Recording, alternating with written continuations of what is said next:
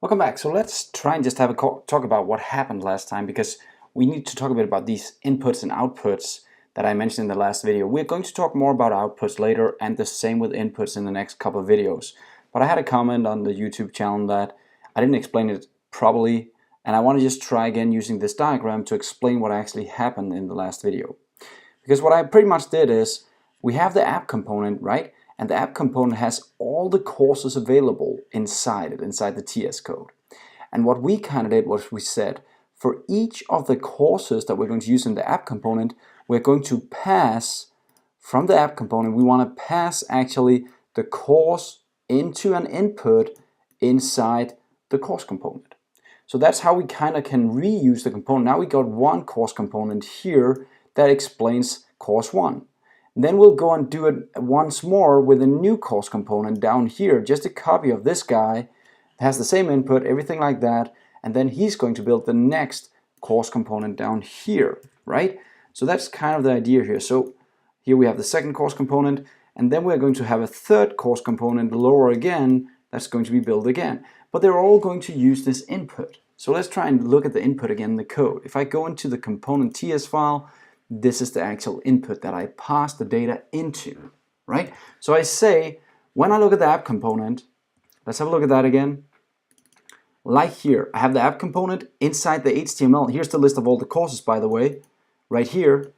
Inside the HTML, I say run over each of the courses and send them to the app course, which is the course component.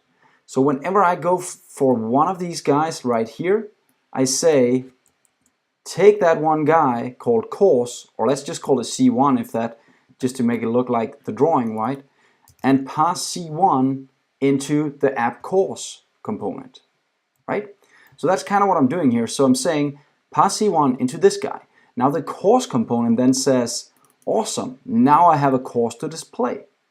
So what I'm doing with that course is I'm going to show that course right here inside using these different HTML tags. That's all I'm doing. But the cool thing is, I've now separated the logic of this guy for its own, right? So now it's its own file. It's its own set of files. The TS file, the CSS file, the test file, and the HTML file is its own. So it's a lot easier to test this guy right here. Just this small component, I can test that now.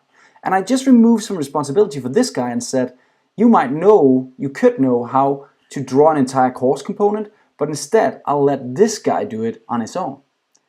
That's removing responsibility, and if you have two bloated classes, that's a code smell, that's a bad thing. So that's why we do it, right? So I hope that helps. So else put it in the comments again if you want more explanation, but we're going to try and work a bit more with separating things up and using inputs and outputs inside other components. I hope it made sense, or else just put it in the comment, we'll try more. See you in the next lesson.